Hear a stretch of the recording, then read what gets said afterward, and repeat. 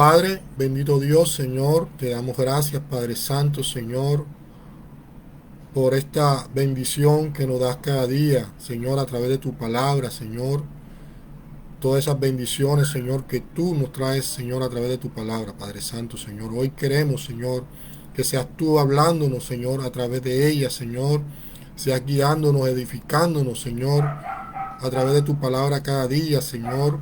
Que a través de ella, Señor, te podamos conocer cada día más, Señor.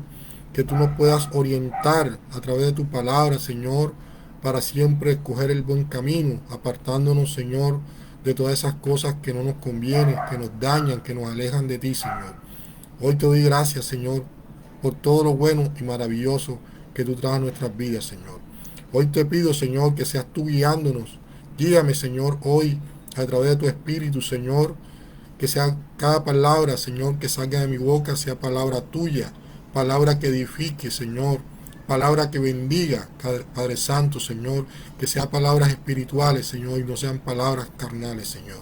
Guíame, Señor, hoy a través de tu Espíritu Santo, Señor, y que esta palabra sea de gran bendición, Señor, para cada una de las personas que hoy toman su tiempo, Señor, para escuchar tu gloriosa palabra. Gracias te doy, Señor, en el nombre poderoso de Jesús. Amén y amén.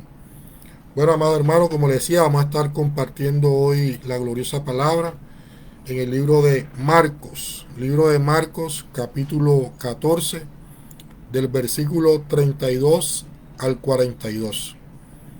Dice la palabra de Dios en el nombre del Padre, del Hijo y con la dirección del Espíritu Santo. Vinieron pues a un lugar que se llama Getsemaní, y dijo a sus discípulos: sentaos aquí entre tanto que yo oro. Y tomó consigo a Pedro, a Jacobo y a Juan, y comenzó a entristecerse y a angustiarse. Y les dijo: mi alma está muy triste, hasta la muerte. Quedaos aquí y velad. Yéndose un poco adelante, se postró en tierra y oró que si fuese posible, pasase de él aquella hora. Y decía: Abba, Padre, todas las cosas son posibles para ti. Aparta de mí esta copa, mas no lo que yo quiero, sino lo que tú. Vino luego y los halló durmiendo, y dijo a Pedro: Simón, ¿duermes? ¿No has podido velar una hora? Velad y orad, para que no entréis en tentación. El espíritu a la verdad está dispuesto, pero la carne es débil. Otra vez fue y oró, diciendo las mismas palabras. Al volver otra vez los halló durmiendo, porque los ojos de ellos estaban cargados de sueño, y no sabían qué responderle. Vino la tercera vez y les dijo: dormid ya y descansad. Basta, la hora ha venido. He aquí el Hijo del Hombre es entregado en manos de los pecadores. Levantaos, vamos, he aquí se acerca el que me entrega. Amén. Gloria a Dios por su poderosa palabra. Esta enseñanza de hoy que hemos preparado es bastante compleja, bastante extensa. Vamos a tratar de hacerlo un poco lo más resumida posible, pero que sea el Santo Espíritu de Dios quien tome el tiempo para esta enseñanza de hoy. La historia que hoy vamos a ver trata de la agonía que tuvo el Señor Jesucristo en el huerto del Getsemaní. Es uno de los pasajes más profundos y misteriosos de la Biblia. Contiene cosas que ningún hombre puede explicar satisfactoriamente. Sin lugar a dudas, el estudio de este pasaje nos debe llevar más bien a la adoración que al análisis que le podamos poner a la enseñanza. Aquí esta enseñanza veremos al Señor librando la gran batalla definitiva contra el pecado. Pero por alguna razón, esta batalla se nos presenta en dos actos o en dos escenarios totalmente diferentes. Uno de ellos es en el Getsemaní, donde se encuentra el Señor orando, y el otro en Gólgota, donde fue crucificado el Señor Jesús. Esto nos lleva a preguntarnos entonces, ¿Por qué fue necesario pasar por Getsemaní? No se podía haber evitado un episodio tan doloroso en su vida.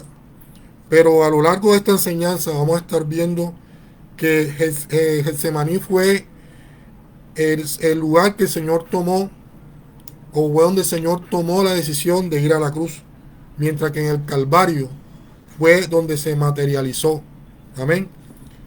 Vemos que aquí en esta enseñanza, el versículo de 32 del capítulo 14 de Marcos que estamos leyendo, comienza diciendo: vinieron pues a un lugar que se llama Getsemaní.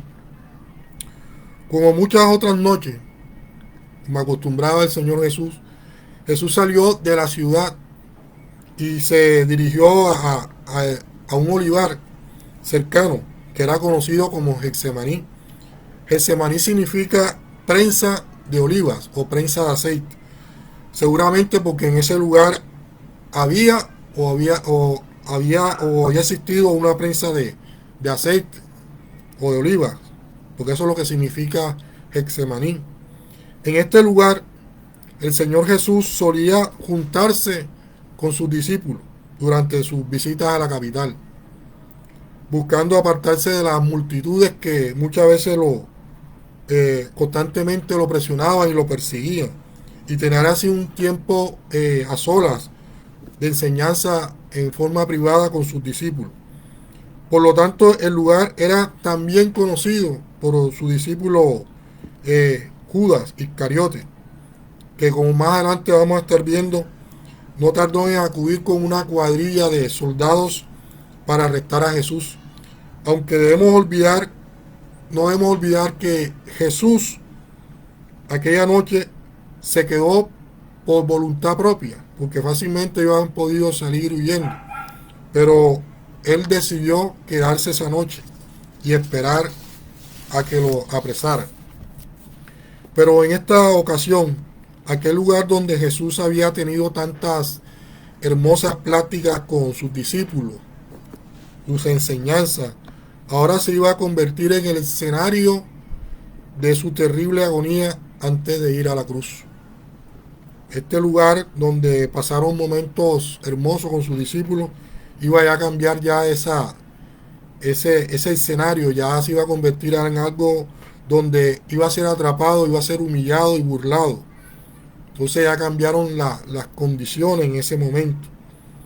El versículo sigue diciendo: sentados aquí, entre tanto que yo oro, le dice Jesús a sus discípulos. ¿Cómo iba a enfrentar Jesús este duro desenlace, este problema que se le avecinaba?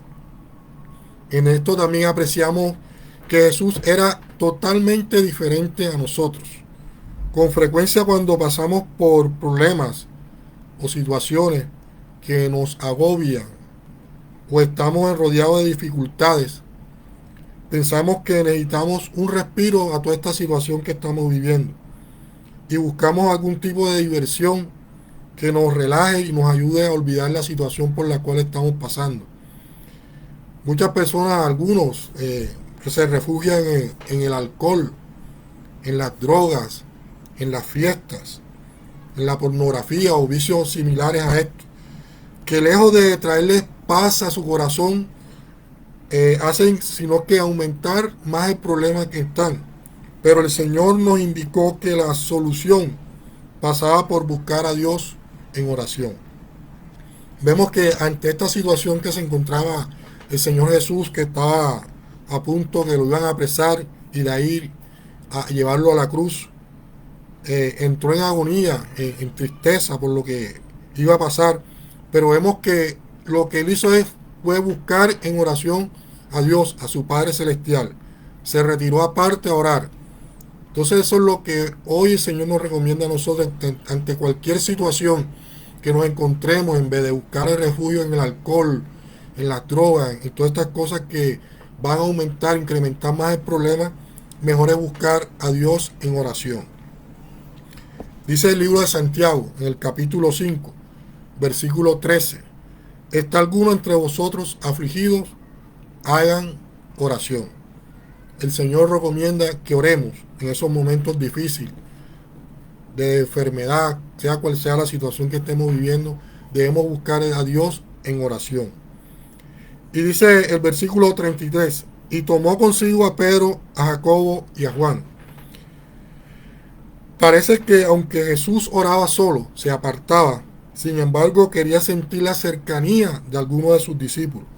Así que escogió a varios de ellos para que le acompañaran a cierta distancia. Estos tres discípulos eran Pedro, Jacobo y Juan. Se convirtieron así en testigos esa noche de la lucha que mantuvo Jesús, ¿cierto? De angustia y de tristeza en esa noche. Algunos se han preguntado por qué escogió a estos tres discípulos. Lo cierto es que esta era la tercera vez que lo hacía. Estos mismos discípulos habían sido los únicos testigos de la transfiguración del Señor Jesús. Eso lo podemos ver en el libro de Marcos, en el capítulo 9, versículo 2. Dice, 6 días después, Jesús tomó a Pedro, a Jacobo y a Juan y los llevó aparte solos a un monte alto y se transfiguró delante de ellos. También estos tres discípulos tuvieron en la resurrección de la hija de Jairo. Eso lo vemos en el libro de Marcos, en el capítulo 5, del versículo 37 al 43. Dice, y no permitió que le siguiese nadie, sino Pedro, Jacobo y Juan, hermano de Jacobo. Resumiendo, podríamos decir que estas tres experiencias espirituales tenían relación con tres momentos clave en la vida del Señor Jesús: su agonía, la resurrección y la gloria. Por otro lado, también debemos recordar que Jacobo y Juan habían pedido anteriormente al Señor el sentarse uno a la derecha y el otro a su izquierda en su gloria, a lo que Jesús le había contestado que no sabían lo que pedían. De hecho, cuando les preguntó si podían beber del vaso que él bebía, ellos no dudaron en contestar que sí podían seguramente. Cuando en el huerto de Getsemaní vieron la agonía de Jesús mientras oraba pidiendo que pasara de él aquella copa, ellos tuvieron que darse cuenta en ese momento de que realmente no sabían lo que habían dicho. A lo que se refería Jesús en el momento cuando le dijo que si bebían del mismo vaso que él estaba bebiendo, se refería a ese momento difícil por el cual iba a pasar el Señor Jesús.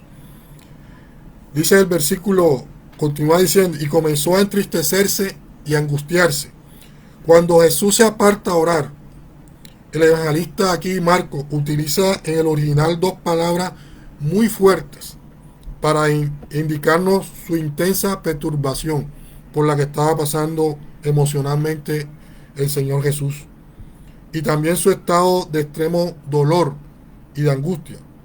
Lucas completa este cuadro diciendo en Lucas 22:44, estando en agonía, oraba más intensamente, y era su sudor como grandes gotas de sangre que caían hasta la tierra. Amén. Podríamos preguntarnos qué era lo que producía este estado emocional en Jesús. Algunos han pensado que esta angustia era la reacción natural de todos los seres humanos que sienten antes de la proximidad a la muerte. Pero en el caso de Señor Jesús, necesariamente tenemos que pensar que había muchas más que esto. Se trataba del estremecimiento de aquel que era la vida misma al enfrentarse con el poder destructivo del mal, de todo aquello que se opone a la santidad de Dios. Él iba a enfrentar algo tremendo, todos los pecados iban a caer sobre él, y que en ese momento se abatía directamente sobre él por cuanto había decidido presentarse como el Cordero de Dios que muere por el pecado de la humanidad. Él tomó esta decisión, entregó su vida por nosotros, y por cuanto era el Hijo de Dios, podía ver con extrema claridad, óyase bien, toda la suciedad del mal que venía sobre él. Él podía identificarlo claramente todo el pecado que iba a caer sobre él. Y por supuesto, para su naturaleza completamente santa y pura, porque él no había pecado, no había pecado en él ninguno. El tener que enfrentarse con el pecado de toda la humanidad producía un dolor que es imposible expresar con palabras. O sea, lo que él estaba sintiendo en ese momento es imposible explicarlo. En realidad lo que estamos presentando aquí es el choque entre la luz, que es Jesús, y las tinieblas, que es el mal, entre la vida y la muerte. Era lo que se estaba presenciando en ese momento. Más adelante podemos considerarlo también los sufrimientos físicos que Jesús pasó durante su arresto y crucifixión. Además, lo que estaba sintiendo, la angustia, tener que soportar toda esos maltratos físicos que tuvo, verbales y todo lo que tuvo que pasar el Señor Jesús. Pero sin lugar a dudas, lo más doloroso tuvieron que ser los de su alma santa e inocente, cuando, con un conocimiento pleno de las consecuencias de este acto, iba a tener que asumir la carga sobre sí del pecado de todos los hombres. En el libro de Colosenses, perdón, segunda de Corintios 5, versículo 21 dice: al que no conoció pecado, por nosotros lo hizo pecado, para que nosotros fuésemos hechos justicia de Dios en él. O sea, que él asumió todos esos pecados para que nosotros hoy pudiéramos tener salvación, para que nosotros hoy pudiéramos tener vida eterna. Él es nuestro abogado, Él es nuestro salvador. Dice el versículo 34, y les dijo: mi alma está muy triste hasta la muerte. Solo podremos entender la causa de esta tristeza mortal de Jesús si nos damos cuenta de que no se trata únicamente de la angustia antes de la muerte que los seres humanos atravesamos al final de nuestros días. En el caso de él, en el caso de Jesús, era una muerte muy diferente. Él no moriría por consecuencia de sus propios pecados, ya que no los tenía, sino que él moriría en sustitución de nosotros, que éramos los pecadores, somos los pecadores, ya que no los teníamos, sino que él moriría por nosotros. Él moriría por toda la humanidad, por los pecados de toda la humanidad. Muchas veces nosotros sufrimos como consecuencia de algunos de nuestros pecados, y sabemos por experiencia lo doloroso de esto. Pero ¿qué sería para el Señor sufrir de esta forma por todos los pecados de los hombres? No cabe duda que nunca nadie ha experimentado un dolor y amargura semejante a la que pudo experimentar nuestro Señor Jesucristo. Y en esos momentos su santa humanidad fue oprimida y agobiada hasta el sumo. Algunos han criticado a Jesús porque en esos momentos no asumió la actitud heroica que debería esperarse de él. Argumentan que en otros momentos otros hombres han afrontado la muerte con mucha más serenidad que él. Pero quienes hablan así, se expresan así de esta manera, es evidente que no han entendido lo que implica la muerte para Jesús. Ya hemos hablado del terrible sufrimiento que tuvo que pasar como un ser santo e inocente como Jesús, el tener que cargar sobre sí la culpabilidad acumulada de toda la humanidad. Pero ahí había otro aspecto único unido a este, que todavía tiene que producirle mayor agonía a Jesús, y era el hecho de que cuando fuera colgado en la cruz quedaría bajo la maldición de Dios, mientras toda la santa ira del juez justo recaía sobre él. En el libro de Gálatas, en el capítulo 3, versículo 13 dice: Cristo nos redimió de la maldición de la ley, hecho por nosotros maldición, porque está escrito, maldito todo el que es colgado en un madero. Entonces vemos que como Él asumió todos los pecados de la humanidad, la palabra también nos enseña que donde hay pecado, el Espíritu Santo de Dios se aparta. De alguna manera inexplicable para nosotros, cuando llegó el momento de la cruz, la relación de Jesús con Dios sería interrumpida. Dice el libro de Marcos 15, versículo 34. Y a la hora novena Jesús clamó a gran voz, diciendo, Eloí, Eloí, lama sabatani, que traducido es, Dios mío, ¿por qué me has desamparado? Los grandes estudiosos dicen que una de las causas de la agonía de Jesús, de sufrimiento en ese momento, iba relacionado con esto. ¿Por qué? Porque Jesús jamás se había apartado ni un segundo del Padre. Y al tener que enfrentar esta situación de llevar en sí todos los pecados de la humanidad, como le decía, donde hay pecado, Dios se aparta.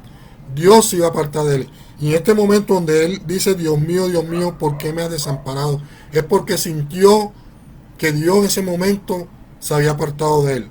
Pero eso hacía parte de la misión que llevaba él. Porque él estaba asumiendo los pecados de la humanidad. No podemos imaginarnos lo que este hecho tuvo que haber significado para Jesús.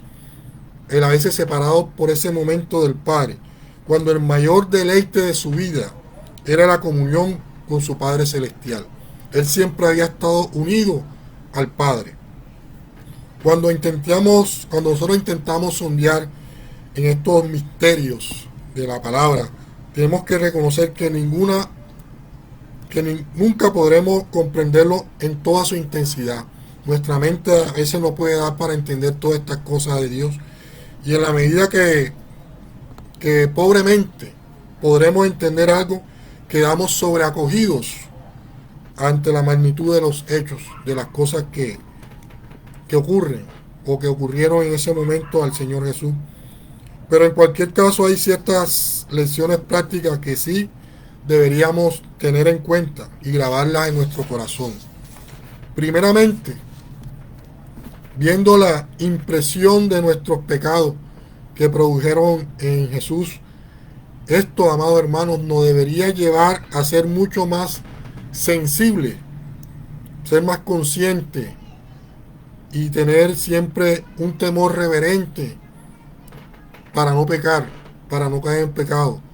Valorar el sacrificio que hizo nuestro Señor Jesucristo en la cruz.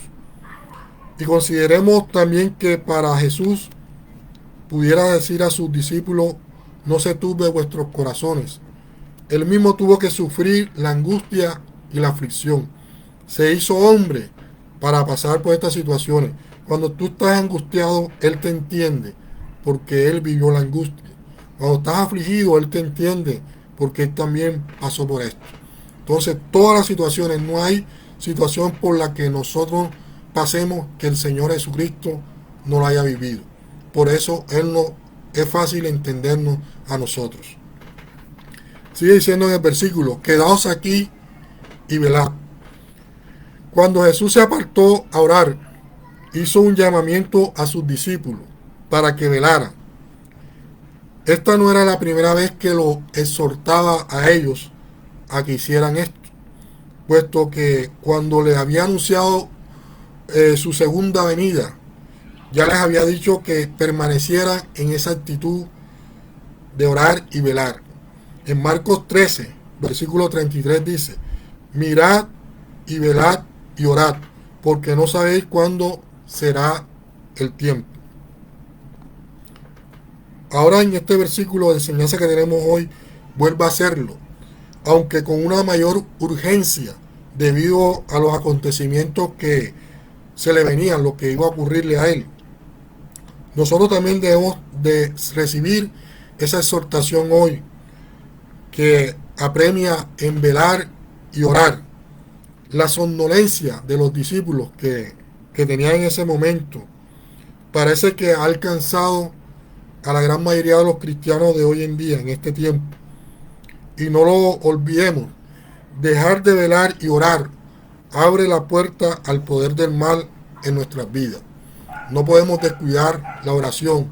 Debemos velar y orar para no dejar esas ventanas abiertas para el enemigo. Los efectos de esta somnolencia los podemos ver en el botenamiento de que muchas veces es del alma, que pierde la sensibilidad frente al pecado en nuestras vidas y el poder del mal en el mundo. Hablo de esto porque en los videos que muchas veces montan cuando graban videos de personas que sufrieron accidentes, que están muertas, o sea, las personas ya pierden la sensibilidad ante estas cosas y nos deja anestesiados, ignorantes, indiferentes ante estas situaciones, intranquilos frente al mal que nos rodea, pensando que en el fondo no es grave lo que están haciendo. Pero, ¿qué pensarían los familiares de estas personas que mueren y las graban? ¿Cómo creen ustedes que se sentirían en ese momento?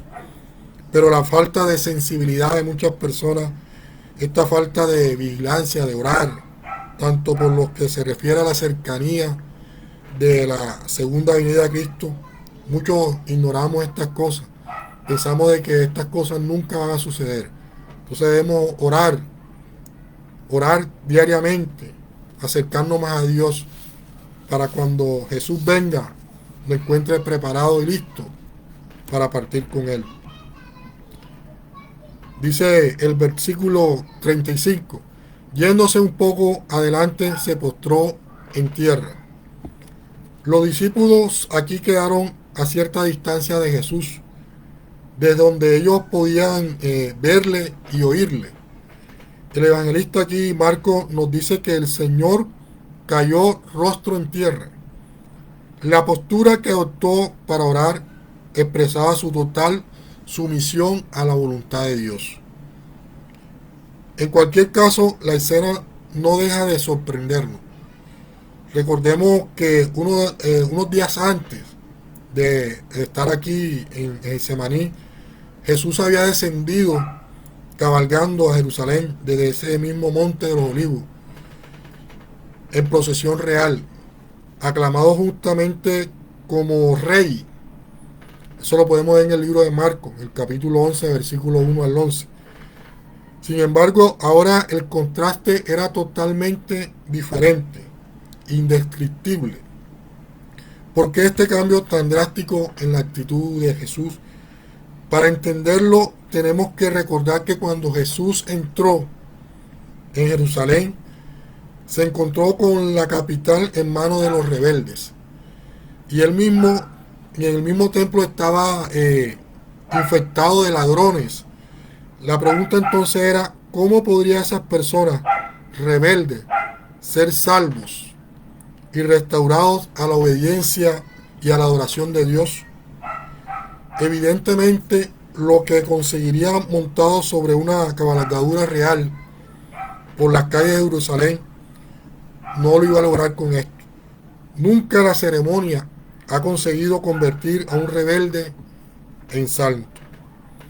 Si alguna vez él podría llevar a Jerusalén y a Israel y al mundo a la obediencia de Dios, tendría que ser necesariamente porque él mismo comenzara a ser obediente a Dios aquí en la tierra.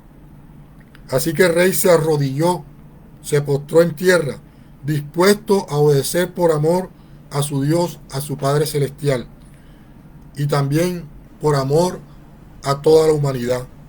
No había otro camino que pudiera escoger el Señor Jesucristo. El libro de Romanos, capítulo 5 dice, capítulo 5, versículo 19, porque así como por la desobediencia de un hombre, los muchos fueron constituidos pecadores, así también por la obediencia de uno, los muchos serán constituidos justos. Aquí hablan de Adán y de Jesús, ¿cierto? Por Adán entró el pecado en el mundo, pero por Jesús seremos constituidos justos ante Dios, porque Él murió por nosotros, por nuestros pecados, y gracias a Él hoy tenemos salvación. Dice que en la oración dice, y oró que, si fuese posible, pasase de él aquella hora.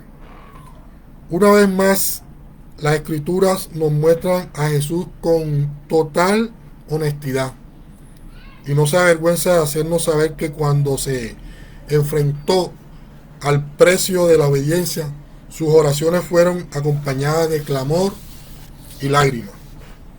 Por supuesto, sus lágrimas no eran como en muchas ocasiones, lo son como son las nuestras, una expresión infantil de frustración muchas veces porque no logramos algo, hacer lo que nos da la gana. Por el contrario, en el caso de Jesús había un corazón absolutamente rendido y sumiso a Dios, a su Padre Celestial. Y por esa razón, cuando pedía al Padre que pasase de él esa copa, siempre lo hacía bajo la condición de que fuese compatible con la voluntad divina. No solo su voluntad, sino que fuera la voluntad de Dios. Siempre fue obediente a eso. Por supuesto, no se trataba de dos voluntades diferentes. Por un lado, la del Padre y por otro lado, la del Hijo. El evangelista Juan recoge las palabras de Jesús que nos muestran que no había contraposición entre estas dos voluntades. En Juan 12, versículo 27 al 28 dice, ahora está turbada mi alma, ¿y qué diré? Padre, sálvame de esta hora. Mas para esto he llegado a esta hora. Padre, glorifica tu nombre. Entonces vino una voz del cielo, lo he glorificado y lo glorificaré otra vez. En cuanto a su oración,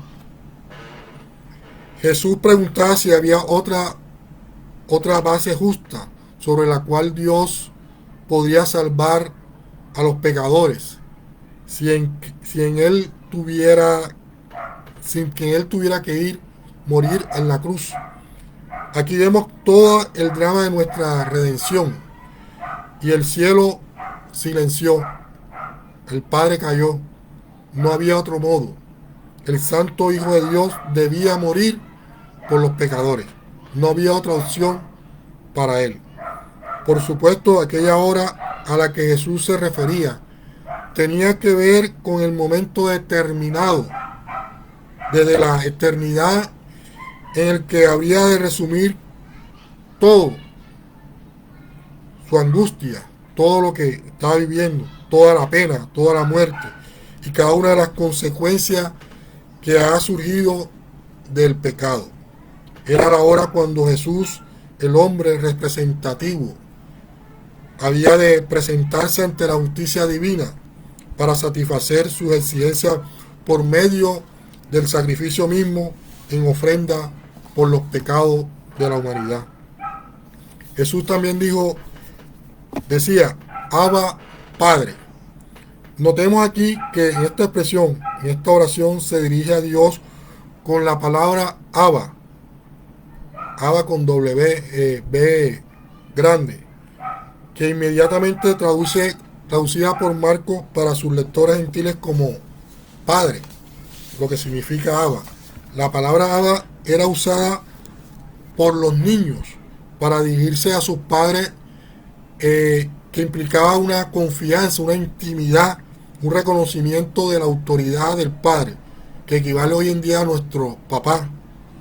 Sin lugar a duda, tuvo que sorprender a su discípulo que se dirigiera a Dios de esta manera, como Abba.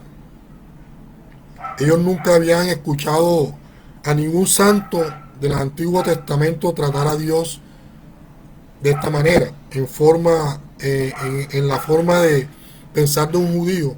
Habría sido irreverente expresarse de esta manera. Por tanto, habría sido impensable que alguien pudiera llamar a Dios con una palabra tan familiar, tan de confianza, por decirlo así. Pero al hacerlo, Jesús estaba revelando la naturaleza de su comunión con Dios. De hecho, siempre que vemos que a Jesús orando en los evangelios, lo hizo de esta forma. Salvo en una ocasión, esto tuvo lugar en la cruz cuando allí clamó diciendo, Dios mío, ¿por qué me has desamparado? Jesús también dijo al Padre en su oración, aparta de mí esta copa. El acto de obediencia que el Hijo del Hombre se disponía a llevar a cabo tendría un sabor amargo, tenía el sabor de muerte. El autor del libro de Hebreos dice que el gusto de la muerte por todos.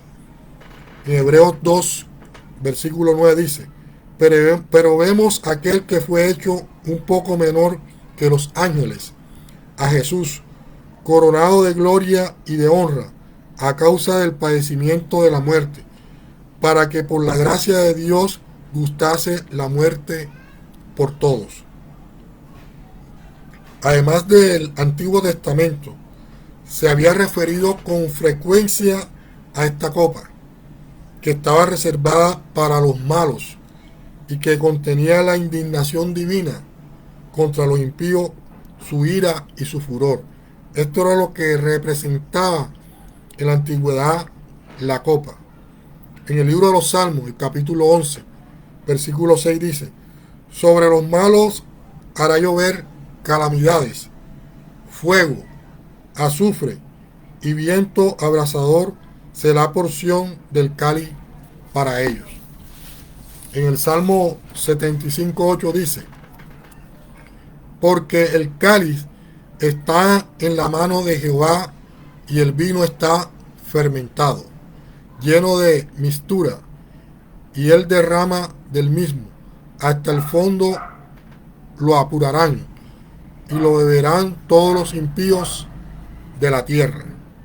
En el libro de Isaías 51:17 dice, despierta, despierta, levántate, oh Jerusalén, que viste de la mano de Jehová el cáliz de su ira, porque el cáliz de aturdimiento bebiste hasta los sedimentos.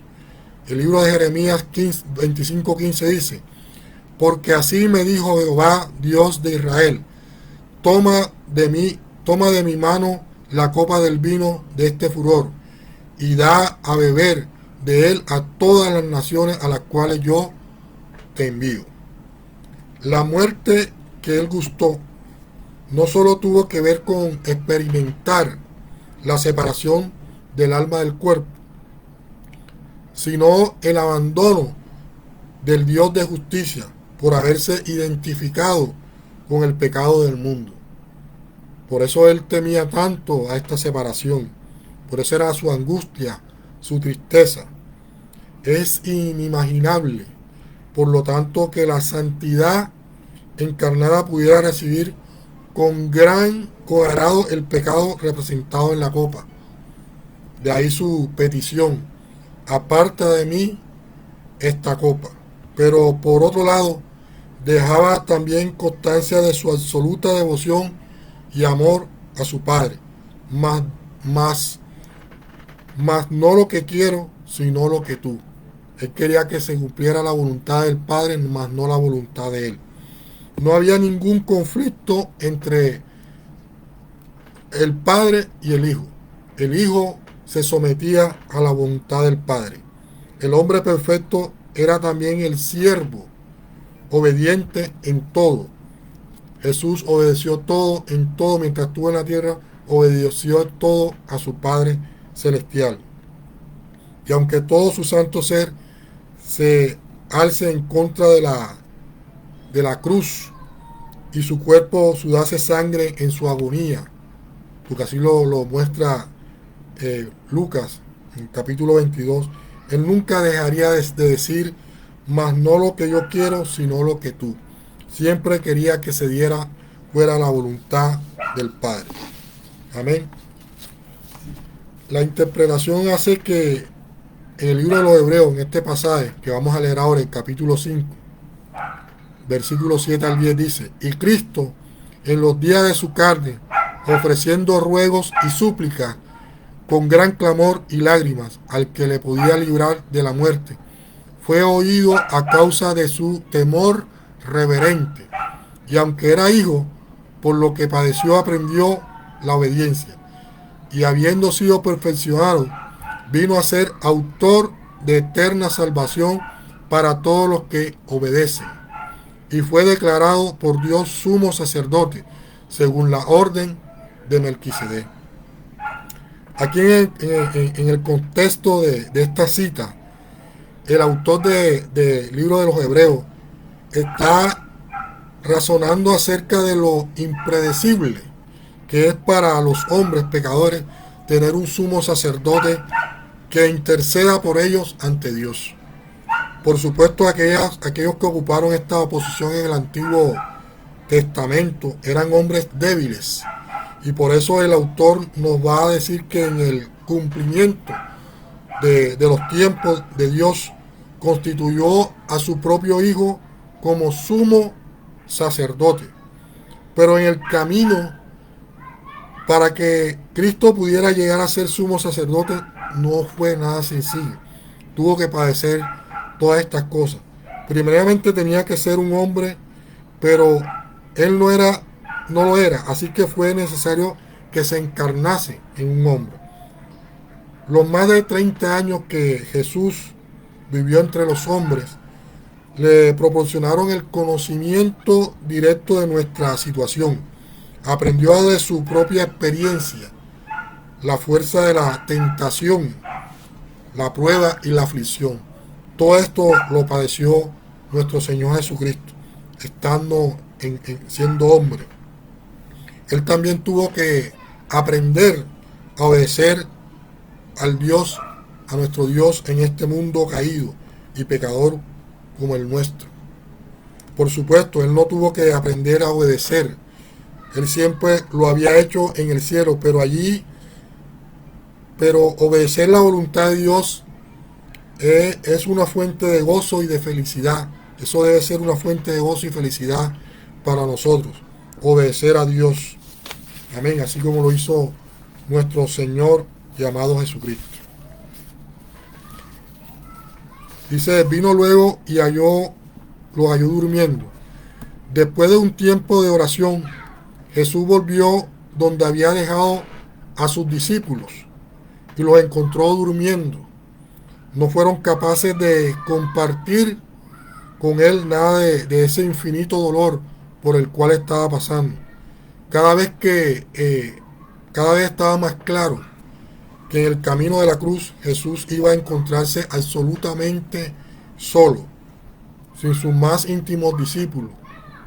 No podían acompañarle en una oración, ni siquiera en esa hora, por una hora. ¿Qué se podría esperar de ellos una vez que Jesús fuera arrestado y estuviera en manos de los enemigos? El mismo Pedro que había protestado cuando Jesús le anunció a todos que lo iban a abandonar esa noche, no fue capaz de mantenerse despierto junto a Jesús orando con él por un poco de tiempo. Ni siquiera pudieron hacer eso. Todo esto era muy importante, porque no debemos olvidar que para encontrar victoria en la hora de la tentación o de la prueba, previamente necesitamos recibir poder mediante la oración. En este sentido estaba claro que los discípulos no entendían la gravedad de la situación que se avecinaba y por lo tanto tampoco estaban preparados adecuadamente para enfrentarla. ¿Y qué diremos de nosotros mismos? En el caso de nosotros, ¿cuántas veces no somos capaces de velar en oración ni siquiera una hora? ¿Qué puedes esperar el Señor Jesucristo de nosotros si no oramos, no nos conectamos en oración con Él? La debilidad de la que el Señor les había hablado durante la cena se empezaba a hacer evidente esa noche. Aquí vemos que el pecado ha dañado incluso a nuestros propios cuerpos, que en muchas ocasiones actúan con pesadas letras para nuestras almas. Nos da pereza espiritual de orar, de acercarnos a Dios. Jesús les dijo, velad y orad para que no entréis en tentación. Amén. La tentación a la que Jesús se refería y para la que tendría que estar preparados consistía en negar y escandalizarse de Jesús una vez fuera arrestado y crucificado. No es difícil imaginar el impacto que debió tener para ellos ver a su maestro siendo objeto de burlas de todos los hombres que se acercaban a él cuando estaba clavado en la cruz. Aunque los mismos discípulos no percibían la gravedad de la hora de la prueba en que iba a venir sobre ellos, el mismo Señor ya había orado por ellos, y en especial por Pedro, para que no le faltase la fe en él. Y el libro de Lucas, en el capítulo 22, versículo 31 al 32 dice: y dijo también el Señor: Simón, Simón, he aquí, Satanás os ha pedido para zarandearlo como a trigo, pero yo he rogado por ti que tu fe no falte, y tú, una vez vuelto, confirmas a tu hermano. Esta exhortación de Jesús a velar y orar debería estar presente constantemente en nuestros corazones como la única forma real de vencer las tentaciones, de vencer al pecado.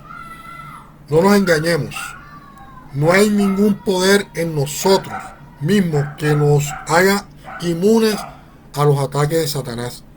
Por esta razón, cada cristiano o no cristiano debe estar permanentemente en un estado de vigilia y de oración, desde el momento de su conversión hasta la hora de su muerte. Debemos orar constantemente. Eso debe ser nuestro alimento espiritual diario, la oración. Pedro entendió finalmente la lección que aprendió esa noche, y él mismo exhortaba en sus cartas a la oración y a velar. En el libro de Primera de Pedro, en el capítulo 4, versículo 7 dice: mas el fin de todas las cosas se acerca. Sed pues sobrios y velad en oración. Pedro aprendió la lección y ha comenzado a exhortar a sus discípulos a esto, a que oraran y velaran.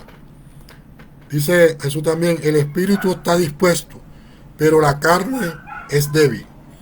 El Señor señaló que la razón por la que era imprescindible que mantuviéramos esta actitud de vigilia y de oración era porque dentro del cristiano hay dos naturalezas que son contrarias entre sí. Está el espíritu y está la carne. En el libro de Gálatas, en capítulo 5, versículos 16 a 17 dice: digo pues, andad en el espíritu y no satisfagáis los deseos de la carne, porque el deseo de la carne es contra el espíritu y el del espíritu es contra la carne, y estos se oponen entre sí para que no hagáis lo que quieras. Por un lado está la carne, que es la vieja naturaleza, siempre inclinada hacia el mal. Y por otro lado está el espíritu, es decir, la nueva naturaleza que el Espíritu Santo ha dado a aquellos que creen en Jesucristo y que siempre está dispuesta a hacer el bien y agradar a Dios en todo. Es importante, amado hermano, ser consciente de que después de la conversión nos quita de nosotros la vieja naturaleza. En el momento que recibimos a Cristo en nuestro corazón, ese viejo hombre debe quedar atrás. Y eso lo podemos lograr mantenerlo así en oración y velando. Y por último Jesús le dice: vino la tercera vez y les dijo: dormid ya y descansad. El Señor interrumpió sus oraciones en 3 ocasiones para ir a ver a sus discípulos. Y en todas ellas los encontró durmiendo, no los encontró orando. Y aunque seguramente sentían cierta vergüenza porque Jesús no lo encontraba orando, tal como Jesús le había pedido que lo hiciera, sin embargo no lograban resistir el sueño y tampoco sabían qué responderle en ese momento a Jesús. Por último, Jesús le dice, basta, la hora ha venido. Entendemos que entre la cariñosa invitación de Jesús a sus discípulos para que durmieran y recuperaran sus fuerzas, hasta este momento que es descriptible aquí, pasó un intervalo de tiempo determinado, pero finalmente llegó la hora en que Jesús iba a ser entregado en manos de los pecadores. Suponemos que el Señor escuchó el ruido de los soldados que venían en camino, conducidos por Judas Iscariote, cruzando el arroyo y subían la cuesta hacia el huerto, al Getsemaní, por lo que rápidamente despertó a sus discípulos para que de advertirle de la presencia y el peligro que ya venía en camino. La frase entrecortada que usa Jesús nos muestra que su angustia ante la hora final, pero en ningún momento plantea una huida, sino que por lo contrario le dice a sus discípulos vamos, indicando de esta manera que la disposición de ir en busca de los que venían a arrestarle. Por su cabeza no haya pasado en ningún momento huir de esa situación. Amado hermano, hoy la invitación es a que oremos, a que velemos, que así como en medio de esta angustia, de esta tristeza por la que pasó nuestro Señor Jesucristo, siempre se mantuvo en oración a su Padre, para que su Padre le diera la fortaleza que necesitaba en ese momento para poder enfrentar esta situación. Hoy la invitación es a eso, hermano, a que reflexionemos y si hemos dejado de orar, de velar, reflexionemos hoy y busquemos cada día más a Dios en oración, para que Él nos pueda fortalecer cada día a través de su palabra. Podamos buscarlo a Él cada día a través de su palabra en oración, para que Dios pueda permanecer en nosotros y nosotros permanecer en Él cada día. Amén. Bueno, amados hermanos, ese era el mensaje de hoy. Espero que realmente este mensaje sea de gran bendición, que edifique sus vidas, a su familia, y que cada día se pueda encaminar más de entregar su corazón a Cristo, de que Él viva en Él, en sus corazones, y que Jesucristo sea nuestro referente, sea nuestro mejor ejemplo a seguir cada día. Amén. Dios los bendiga grandemente, de verdad, de corazón se lo digo en esta noche, y que cada día puedan buscar más de Dios. Vamos a saludar a ver quiénes son las personas que hoy se han conectado. Salud le envió mi amigo Juan Velasco. Dios te bendiga, mi hermano, grandemente. Hermano Rubén Lora, bendiciones, mi amigo. El ingeniero Roberto Arteaga, bendiciones, mi hermano. Dios te guarde y te bendiga grandemente. A mi tía Luz Marina, Dios la bendiga. Al hermano Alexis Villarreal, el hermano Castro, Dios lo bendiga grandemente, hermano. No hay quien más está por acá. A mi prima Esther Bolívar, Dios la bendiga. A mi hermana Fernelia Cienfuegos, Dios la bendiga. Mi amigo Tibaldo Lozano, bendiciones, mi hermano, gracias por conectarte esta noche. Mi tía Sandra, bendiciones, tía, Dios me la bendiga grandemente. Gracias también a mis hijos, a todos que se han conectado, a mi esposa. Dios los bendiga grandemente en esta noche. Dios los bendiga. Vamos entonces a orar. Vamos a despedir este tiempo. Si hay peticiones, si hay algunas peticiones para orar, déjenla por ahí. Vamos a ver si hay alguna.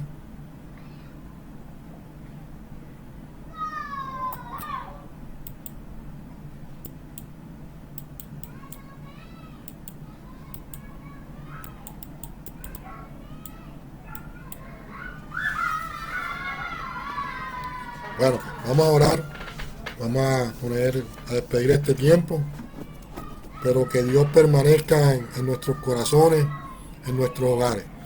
Padre, bendito Dios, Señor, te doy gracias, Padre Santo, Señor.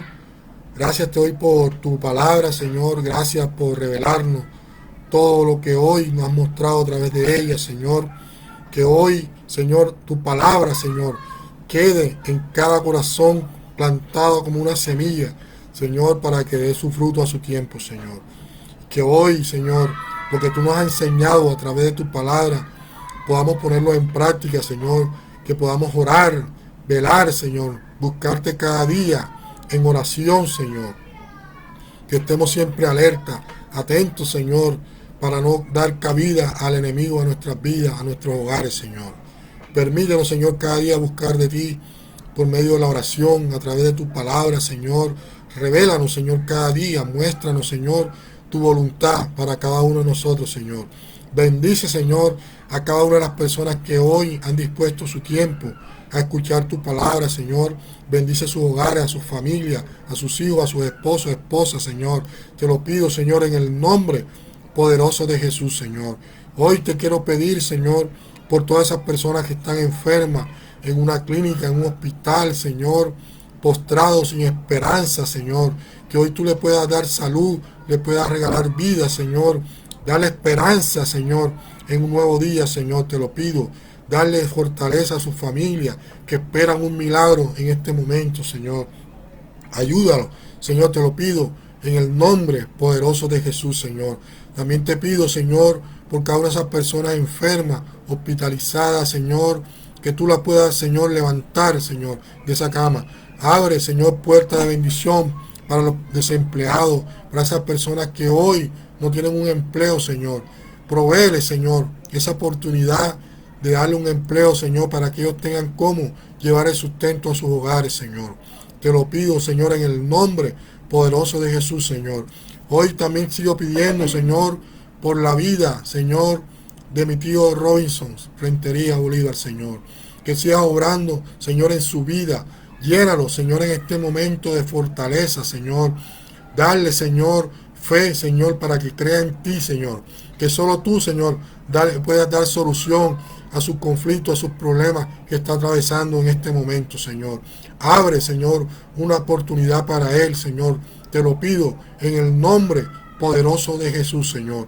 Bendice a toda mi familia, a mis tías, familia Rentería Bolívar. Bendícelo, Señor, te lo pido grandemente. Fortalécelo cada día, Señor, porque tú sabes que hemos atravesado por cosas tremendas, Señor, pero tú has estado ahí para darnos la mano, para fortalecernos, Señor. Gracias te doy, Padre, Señor, por la oportunidad que me has dado a mí hoy de poder estar aquí llevando tu palabra, de usarme, Señor, como tu instrumento, Señor. Gracias te doy, Señor. Sígueme usando, Señor, como portador de tu palabra, Señor. Hoy también te pido por mi salud, Señor, que seas tú sanando, Señor, mi sangre, Señor, de toda contaminación, Señor.